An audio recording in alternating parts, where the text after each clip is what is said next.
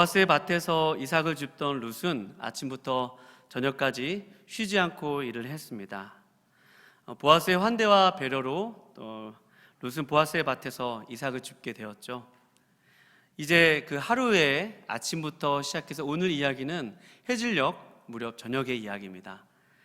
저녁이 되었고 룻은 이제 이삭 줍기를 마치게 되었습니다. 집으로 돌아갈 때가 되었습니다. 룻이 아침부터 일을 하였기 때문에 해질녘이었다면 이삭 주우려면 허리를 숙여야 되잖아요. 그러니 허리도 많이 아팠을 것입니다. 그리고 얼굴에서는 땀도 많이 맺혔을 것이고 피곤이 굉장히 몰려왔을 그런 시간입니다. 그런데 룻이 그런 육체의 피곤함에도 불구하고 마음 한켠에 감사함이 있고 또 기쁨이 있고 또 입가에 미소가 끊이지 않는 것은 자신의 손에 들려진 곡식자루 때문입니다. 곡식자루가 제법 묵직하고 여인이 들기에는 좀 이렇게 무거운 그런 무기였기 때문입니다. 오늘 본 말씀 17절 말씀에 보면 룻이 저녁 때가 되어서 이삭 마치기를 그치고 또 자기가 거둔 그 이삭의 무게를 재어봤는데 보리 한 에바라고 말씀에 기록되어 있습니다. 에바는 시대에 따라서 그 양을 정확히 조금씩 변한다고 하는데 학자들의 의견에 의하면 대략 한 22리터나 36리터, 한 쌀 20kg 조금 안 되는 그런 무게였다고 합니다. 이삭을 주는데 거의 쌀에 10kg가 넘는 그런 양을 주은 것입니다. 그런 양을 주었기 때문에 여인 혼자 좀 가볍게 들기에는 좀 버거울 정도로 많은 양의 그런 보리의 이삭을 주었습니다. 룻은 아침에 양식을 구하러 나온다고 나왔지만 이렇게 많이 거둘지는 상상조차 하기 힘들었을 것입니다. 그리고 룻이 양식을 이제 어머니에게 갖다 드려야 되는 그 기쁨으로 아마 룻의 마음에 기대감이 벅차올랐을 것입니다. 여러분과 저도 한 주간을 살면서 또 한 달을 살면서 우리가 열심히 수고하고 애쓰고 땀 흘리고 그만큼 그것을 거둬들였을 때 하나님께서 우리에게 주신 그 복 때문에 얼마나 감사한지 모르죠. 하나님 내가 이렇게 수고하고 열심히 땀 흘렸는데 하나님께서 나에게 이런 것들을 주셨구나. 그 수고의 대가로 하나님께서 이렇게 결실을 맺게 해주셨구나. 그것만큼 우리에게 기쁨이 되는 것이 없고 또 그것만큼 우리에게 즐거움을 주는 것은 없습니다. 룻이 아마 그런 즐거움이 있었을 것 같습니다. 그리고 오늘 본문에 보면 룻이 그 어머니에게 그 양식을 이제 가지고 갑니다. 어머니가 얼마나 기다리고 있었겠어요. 며느리 룻이 그 양식을 가지고 올 것만을 기다리고 있었을 텐데 이제 그 양식을 가지고 어머니에게 돌아왔습니다. 어머니가 그 돌아온 며느리를 보고 그 손에 들려진 그 양식 자루를 보고 아마 자신의 눈을 의심했을 것입니다. 내가 지금 보고 있는 것이 정말 맞기는 한 것일까? 이 양식을 정말 하나님께서 이렇게 주신 것이 사실이긴 할까? 자신의 눈을 의심했을 것입니다. 그리고 오늘 본 말씀에 보면 룻이 자신이 먹었던 볶은 곡식을 충분히 먹고도 그 남은 곡식을 어머니에게 내놓았다라고 말씀하고 있습니다. 아침만 해도 어머니 저 양식 주우러 나갈래요. 어머니 저 양식 구하러 갈래요. 라고 어머니에게 얘기했을 때 어머니는 그저 마지못해 그래 가봐. 그래 한번 가봐라. 라고 그렇게 얘기했지만 며느리가 이렇게 많은 양식을 구해올 것이라고는 전혀 조금이라도 상상도 못했을 것입니다. 그런데 이렇게 많은 양식과 또 먹을 것을 가지고 온 며느리와 또 그 며느리 손에 있는 것을 보면서 오늘 나오미가 이렇게 얘기해요. 19절 말씀에 보면 시어머니가 그에게 이르되 오늘 어디서 주었느냐 어디서 일을 하였느냐 너를 돌본 자에게 복이 있기를 원하노라 라고 말씀하고 있습니다. 나오미의 그런 마음 가운데 감정 가운데 조금씩 변화가 싹트고 있는 것을 엿볼 수 있습니다. 나오미가 조금씩 마음에 생기를 찾아가고 있는 그런 모습입니다. 아이고 너 어디서 주웠니? 너에게 곡식을 너가 어디서 일했어? 너에게 이렇게 너를 돌본 사람이 누구야? 너가 그에게 복이 있기를 원하노라 라고 얘기했습니다. 그러면서 그 나오미가 룻에게 그런 질문을 하였을 때 룻이 드디어 어머니 나오미에게 말합니다. 19절 하반부에 보면 시어머니에게 알게 하여 이르되 오늘 일하게 한 사람은 보아스니이다 하는지라 라고 말씀하겠습니다. 어머니, 저에게 양식을 잘 구할 수 있도록 그런 환대하고 또 배려해주고 또 그랬던 사람은 보아스라는 사람이에요. 보아스라는 남자예요 라고 하면서 보아스니이다 라고 하면서 분명하게 이름을 밝히고 있습니다. 근데 오늘 본 말씀이 19절 보아스라는 이름이 나온 이후에 여러분과 제가 말씀을 20절에서부터 22절까지 보면 그라는 단어가 계속해서 나옵니다. 보아스, 그에게. 그러니까 계속 이 초점이 지금 한 사람에게 집중되어 있음을 이 말씀을 지금 기록한 하나님이 말씀하고 있음을 우리가 알 수 있습니다. 보아스라는 사람, 그에게라는 사람. 그 이유는 조금 나중에 제가 설명을 드리고요. 그 얘기를 듣고 나오미가 20절 말씀에 보면 우리 20절 말씀 다 같이 한번 읽어보도록 할까요? 20절 말씀입니다. 시작. 나오미가 자기 며느리에게 이르되 그가 여호와로부터 복받기를 원하노라. 그가 살아있는 자와 죽은 자에게 은혜 베푸기를 그치지 아니하는도다 하고 나오미가 또 그에게 이르되 그 사람은 우리와 가까우니 우리 기업을 물을 자 중의 하나이니라 하니라. 아멘. 20절 말씀에 보면 나오미가 막 찬양하는 모습입니다. 이것을 제가 막 적당하게 표현할 수 있으면 좋은데, 이야, 표현이 되세요? 이야, 하나님 우리 가족에게 이런 은혜를 주셨구나. 너에게 도대체 누구야? 보아스라는 사람이야? 그 사람에게 은혜가 있기를 원하는데 보아스는 다른 사람이 아닌 이 나오미가 아는 사람입니다. 자신의 죽은 남편 엘리멜렉의 친족 그 보아스이죠. 그래서 중요한 얘기를 하는데 그가 여호와께로부터 복받기를 원하노라라고 말씀하고 있어요. 그러니까 여호와께로 복받기를 원한다는 말을 보아스가 누군지 알기 전에는 하지 않습니다. 그가 그냥 복받기를 원한다, 그냥 일반적으로 잘 됐으면 좋겠다라고 얘기하는데 그 사람이 보아스라는 이름을 듣고 나서는 나오미에게 하나님을 생각하게 됩니다. 나오미, 뭔가 하나님께서 자신의 인생 가운데 뭔가 행하고 계심을 단번에 느낄 수가 있었어요. 이 보아스라는 이름을 듣고 나서 하나님을 떠올리게 됩니다. 하나님을 생각하게 됩니다. 여러분, 나오미라는 이름은 어떤 이름입니까? 나오미라는 이름은 어떤 이름이에요? 기쁨, 즐거움이라는 의미잖아요. 나의 즐거운 자라는 이름이 나오미라는 이름이잖아요. 나오미가 모압에서 그 며느리였던 모압 여인 룻가 돌아왔을 때 거기 있던 모든 베들레헴의 여인 사람들이 이가 나오미가 아니냐라고 얘기했을 때 나를 나오미라 부르지 말고 마라라 부르라. 나는 마음이 슬픈 사람이다. 나를 더 이상 나오미라고 부르지 마라. 나는 쓴 여자야. 나는 고통이 많은 사람이야. 나를 더 이상 즐거운 자라고 부르지 말라라고 했습니다. 나오미는 베들레헴에 들어올 때 애가를 불렀던 사람입니다. 그리고 전능자가 나를 심히 괴롭게 하였도다 라고 하면서 자신이 지금 이렇게 남편이 죽은 것, 또 두 아들도 죽은 것, 그 모든 것이 잘 이해가 되지 않았습니다. 내 죄 때문인가? 하나님 나에게 징벌을 내리신 것일까? 내 잘못 때문일까? 라는 그 수많은 질문들이 나오미의 삶 가운데서 나오미가 계속해서 상실의 그런 슬픔을 겪을 때 많이 질문을 던져줬을 것입니다. 목사님께서 이 상실의 아픔에 대해서 잘 쓰여진 책 많이 소개해 주셨는데요. 그 중에서 데이빗 시멘즈가 제러드 시처 교수님이 쓰신 하나님 앞에서 울다라는 책이 있습니다. 교통사고로 아내와 두 딸과 어머니를 잃은 시처 교수님께서 자신의 상실의 아픔을 잘 표현한 책이죠. 또 C.S. 루이스의 헤아리 오브 슬픔도 되게 그런 상실의 고통에 대한 양서라고 제가 말씀 시간에 소개를 받은 적이 있습니다. 이 하나님 앞에서 울다라는 책을 보면 그러한 상처는 지워지지 않는다고 합니다.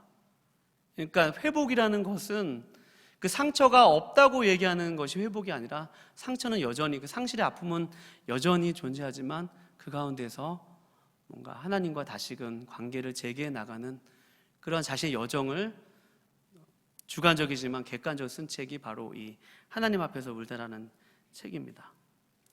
요즘 읽고 있는데 이 책의 말씀에 보면 그런 상실의 아픔을 가진 사람들은 하나님에 대해서 궁금증을 가질 수밖에 없다고 하죠. 하나님은 과연 선하신 분이신가? 하나님은 과연 하나님의 주권은 어떠한 주권인가? 내가 하나님께 뭔가 잘못해서 이런 일이 일어났나? 그런 일이 상실을 당한 분들에게 늘 던져지는, 갑자기 예기치 않게 상실을 당한 분들에게 던져지는 그런 질문일 것입니다. 그런데 나오미가 오늘 본문에서 그 사람은 보았으니이다 라는 말을 들었을 때 자기가 그동안 생각했던 그 하나님, 오해했던 그 하나님, 내가 마치 하나님 앞에 저주를 받고 내가 하나님께 마치 징벌을 받고 내가 하나님께 뭔가 잘못해서 내게 이런 일을 당했다고 생각했던 그 모든 하나님에 대한 신학적인 생각과 판단과 하나님에 대한 모든 지식들이 한순간에 그 이름을 통해서 뭔가 실마리를 얻어가는 듯한 나오미의 찬양의 태도를 볼 수 있습니다. 그가 여호와께로부터 복받기를 원하노라. 그가 여호와께로부터 복받기를 원하노라 라고 하고, 오늘 본 말씀에 보면 그가 살아있는 자와 죽은 자에게 은혜 베풀기를 그치지 아니한다고 말씀하고 있습니다. 할렐루야.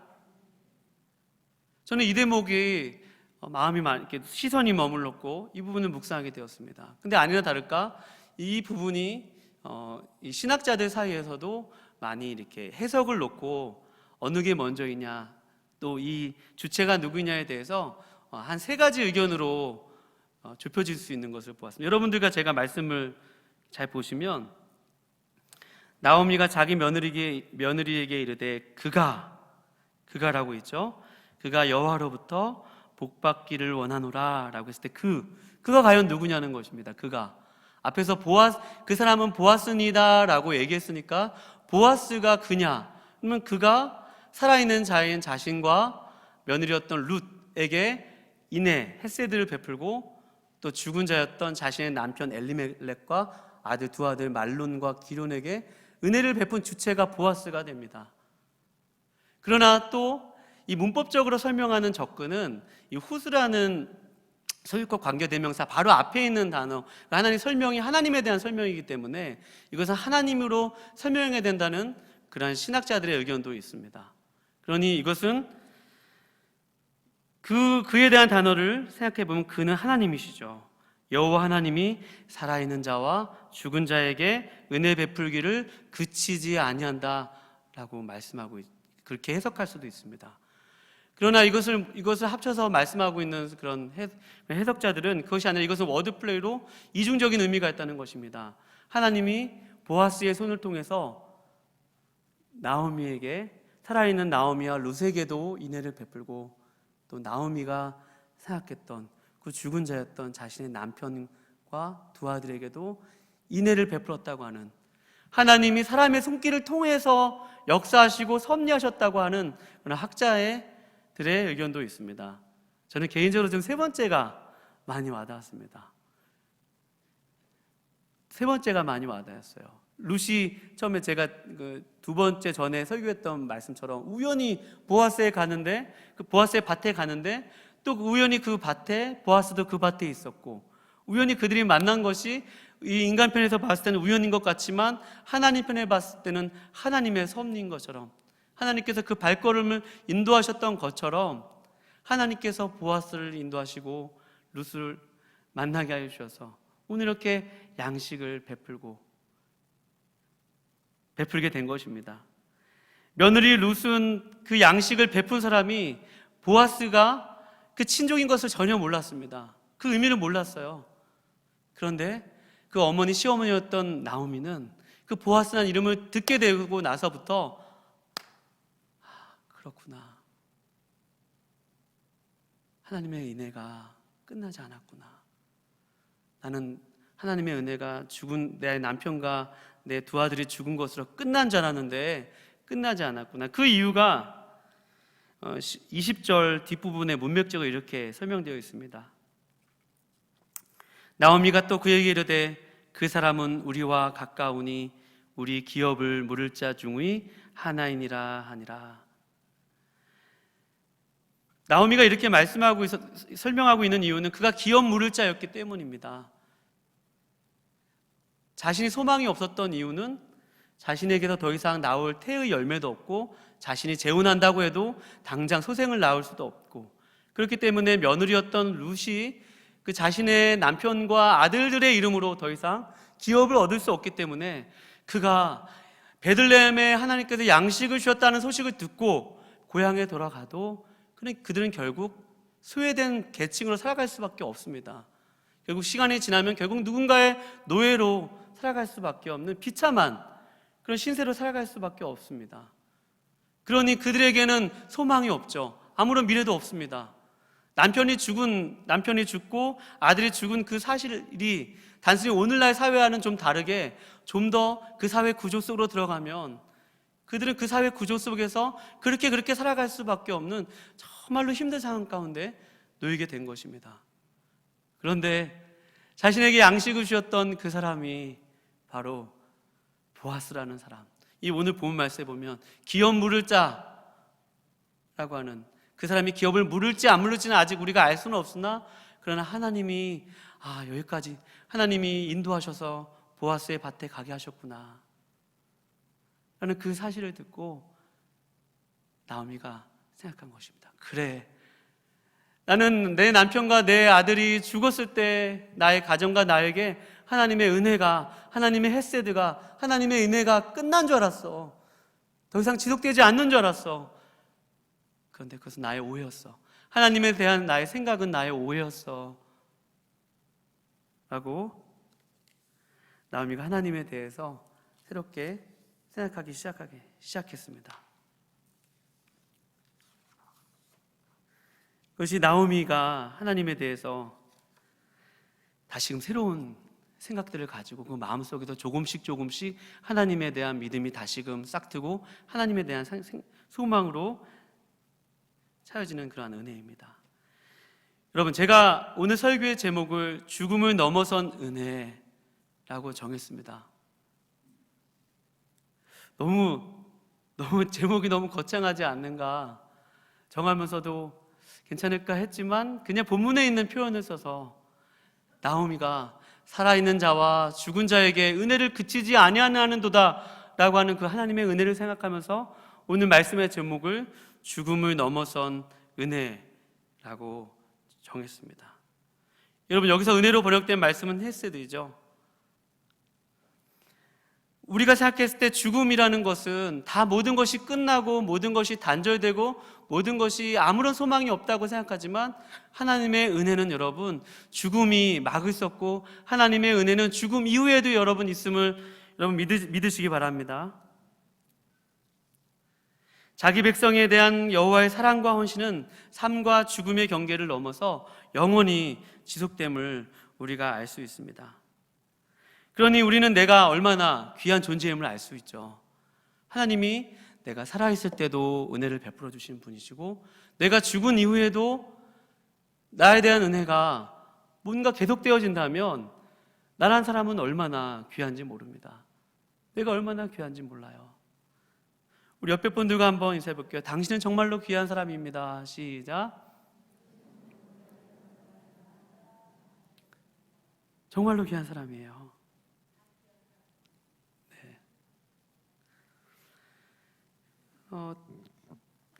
교회 사역을 하다 보면 연세가 많으신 분들이 교회를 이렇게 오시는 경우가 있습니다. 뒤늦게 세례도 받으시고 또 뒤늦게 신앙생활하는 분들이 계십니다. 그럼 그분들 중에 어떤 분들은 저는 잘 몰라요. 늦게 와서 하나님의 말씀도 깨우치는 것도 더디고 또 어렵고 모릅니다. 제가 이제 와서 뭘요? 라고 말씀하고 있는 분도 계세요. 제가 이제 와서 뭘 염치 없이 하나님을 찾겠어요. 제가 뭘 이제 와서 하나님께 봉사하겠어요. 제가 뭘 이제 와서 뭘 하겠습니까? 라고 이렇게 고백하시는 분들의 그런 고백들을 종종 듣는 경우가 있습니다. 그런데요, 여러분, 하나님께서 살아있는 자와 죽은 자에게 은혜를 베풀기를 그치지 아니하시는 분이시라면 여러분과 저에게 여러분 끝은 없음을 여러분 믿으시기 바랍니다.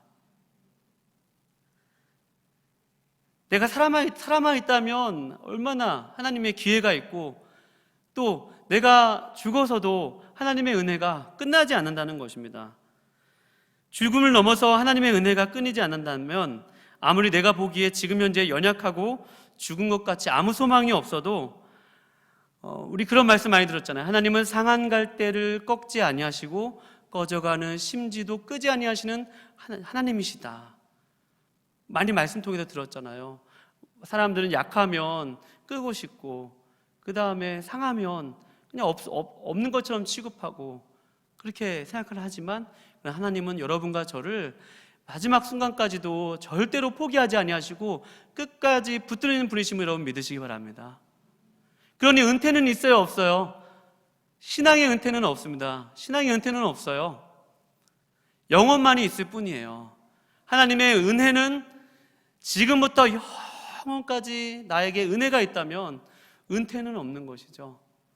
그러면 또 뒤집어서 생각해 보면 내가 지금 기도하고 있는 것 중에서 나에게 지금 응답되어지지 않는 어떠한 기도 제목이 있어요. 내가 지금 기도하고 있는 기도 제목이 있는데 내가 원하는 시간과 내가 원하는 방법과 내가 원하는 장소에서 그 기도의 제목이 응답되어지지 않더라도 여러분 하나님은 반드시 하나님 나의 삶 가운데 은혜를 거두지 아니하시는 분이시라면 그 기도 제목을 하나님의 때 하나님의 아름다운 방법으로 이루실 줄로 믿습니다. 그건 좋으신 하나님이시죠. 실제로 저희 돌아가신 외할머님께서 평생에 기도하셨던 그 기도의 제목이 있어요. 아들, 딸 둘은 다 예수를 잘 믿는 가정인데 아들, 사업으로 제일 성공하시고 제일 번창하신 그런 아드님, 우리 저희 외삼촌 가정이 예수를 안 믿어요. 할머니 돌아가실 때까지 금식까지 계속 기도하셨는데 사실 아직까지 외삼촌 안 믿으세요. 아직까지 외삼촌. 그런데 놀라운 것은 그 손자들은 예수를 믿어요.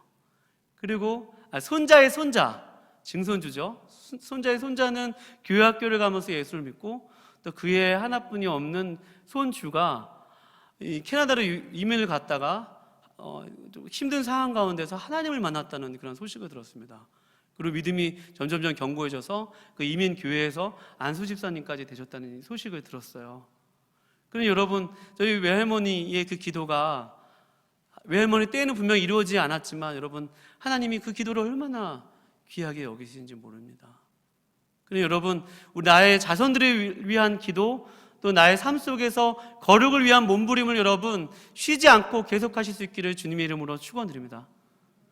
오늘 내가 하나님 앞에서 분명하게 제대로 산다면 또 영원까지 하나님의 은혜가 지속되어지죠. 그런데 뒤집어서 생각해 보면 무서울 수도 있을 것 같아요. 내가 오늘 좀 잘못 살면 내가 죽어서도 또 안 좋은 일도 일어날 수 있다는 그런 일도 있을 수도 있습니다. 그러니 오늘 하루하루가 마지막이라고 여러분과 제가 생각하면 내가 오늘 하루가 정말 하나님께서 주신 마지막 기회라고 생각하면 여러분과 제가 오늘 하나님 앞에서 사는 그 삶을 포기하지 말고 하나님과 함께하는 삶을 사실 수 있기를 거룩하신 주님의 이름으로 축원드립니다.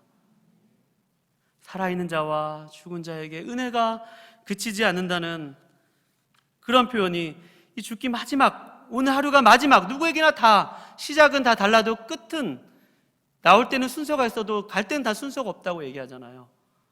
그러니 오늘이 다 마지막 순간인 것과 같죠. 그러니까 마지막, 오늘이 마지막이라고 생각했을 때는 오늘 하루 나의 삶 가운데 하나님의 은혜를 붙들고 살아갈 수밖에 없습니다. 작년에 저희 아버님께서 돌아가셨습니다.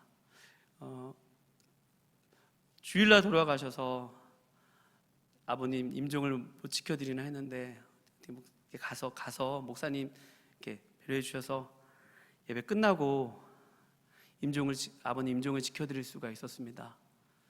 근데 아버님 많이 힘드셨어요. 가시는 순간에 이제 몸이 쇠해지시고 많이 힘들어 보이셨어요. 아버님, 너무 힘드시다. 그런데 이제 아버님 섬기시는 교회 목사님께서 오셔서 예배를 집례하시는 중에 마지막 환송 찬양을 부르시는데, 온 가족들이 그 마지막 그 환송 찬양을 부르시는데 아버님이 그때 이제 소천하셨습니다.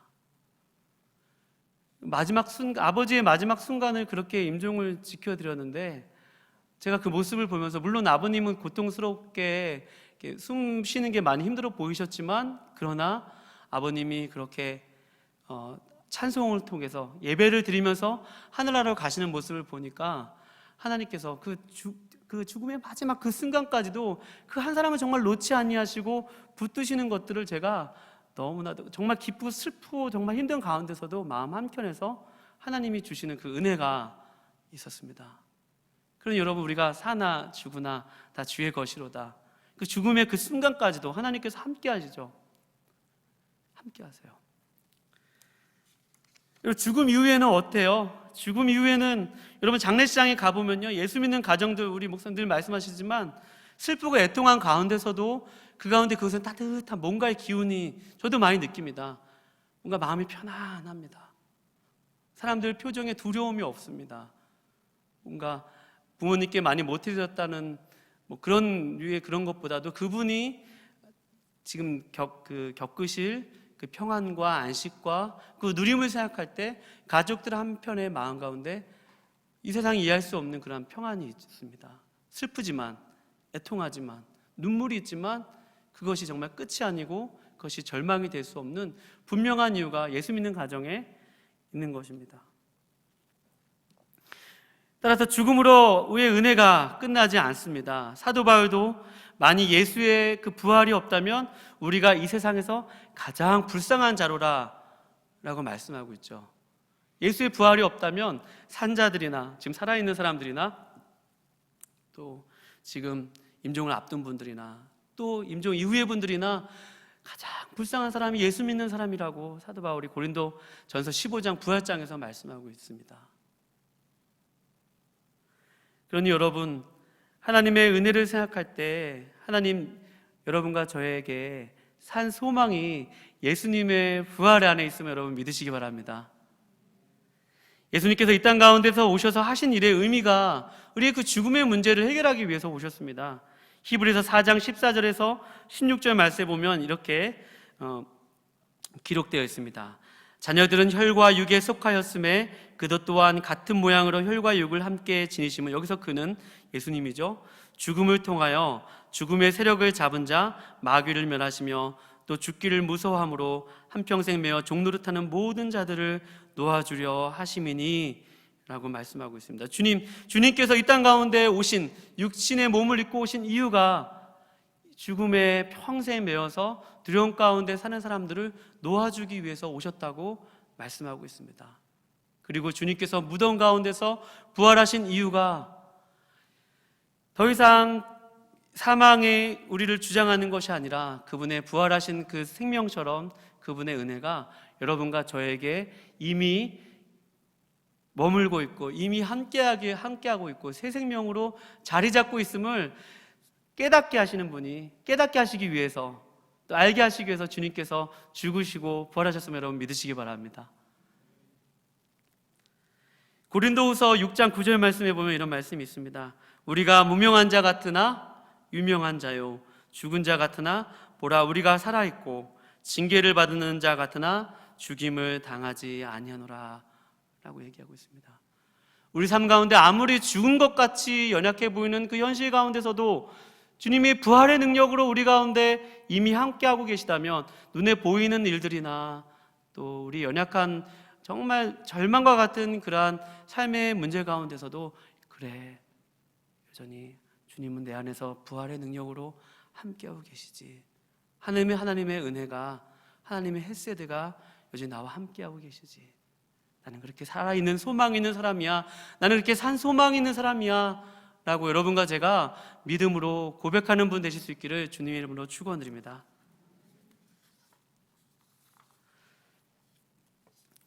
하나님의 부활의 능력으로 오늘도 주님은 오늘도 섭리주로서 오늘도 여러분과 제가 주님을 알든지 모르든지 느끼든지 못 느끼든지 우리와 함께 하시는 분이십니다. 나오미가 그 하나님을 만난 거예요. 나오미가 지금 그 부활의 능력까지는 보지는 못했으나 멀리서 그림자와 아주 작은 그런 구속사의 한 그림자를 본 것이나 다름없지만 나오미가 자신의 가정이 남편과 아들이 죽음으로 다 끝난 것 같았는데 이것이 끝이 아니구나. 하나님의 헤세드가, 하나님의 인애가 끝나지 않았구나. 나의 삶 속에서 하나님이 나와 함께 하시는구나. 나를 도우시는 분이시구나 라고 나오미가 그 하나님을 만난 것입니다. 시편 23편 6절 말씀에 보면 내 평생의 선하심과 인자하심, 헤세드죠. 선하심과 인자하심이 반드시 나를 따르리니 내가 여호와의 집에 영원히 살리로다. 아멘. 다윗이 고백했던 것처럼 하나님은 여러분과 저를 영원부터 영원까지 포기하지 아니하시고 항상 곁에서 도와주시고 붙들어 주시고 도움이 되시고 섭리하시는 분이심을 여러분 믿으시기 바랍니다. 그 은혜가 오늘 죽음을 넘어선 그 은혜로, 죽음을 넘어선 인애로 오늘 나오미가 그 하나님을 만났습니다. 자신의 남편이 왜 죽었는지, 자기가 왜 이런 고난을 당했는지는 하나님 말씀하시지 않으나, 그러나 분명한 것은 그것 때문에 하나님의 은혜가 거두어지는 것이 아니라, 그런 상황 때문에 하나님의 은혜가 거두어지는 것이 아니라, 사랑하는 내 딸아 내가 너를 여전히 아노라, 사랑하는 내 딸아 내가 너와 함께 하노라 라는 그 주님의 말씀이 오늘 나오미와 함께 하고 있는 것입니다. 따라서 여러분과 제가 혹시 나오미와 같이 아골구짝과 같이 정말로 힘든 시간을 보내고 계신 분이 계시다면, 여러분 죽은 자에게도 은혜를 주시는 그 하나님이 나의 삶 가운데서도 동일하게 역사하시고 섭리하시는 분임을 믿고 그 하나님을 바라보고 그 하나님을 생각하고 그 하나님을 향해서 믿음을 가지고 오늘 하루 든든하게 살아가실 수 있기를 거룩하신 주님의 이름으로 축원드립니다. 기도하시겠습니다.